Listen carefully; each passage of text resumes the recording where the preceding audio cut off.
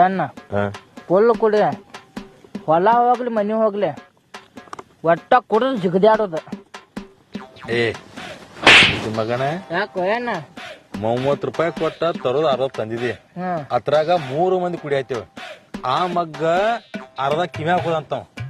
ಇದೇಲಿ ಸಾಲುದು ನಿಮ್ಮದ ಕುಡ್ರಿಗಪ್ಪ.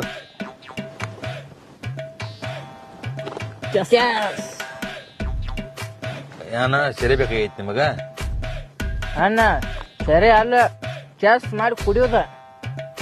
ನಾ ಎಲ್ಲಿ ಚಲತ್ತೇನ್ರು ಕುಡಿಯಾಮದೇನಲ್ಲ. ಹಂಗಲ್ವ ಮಾವ, ಟಚ್ ಮಾಡಿ ಕುಡಿ.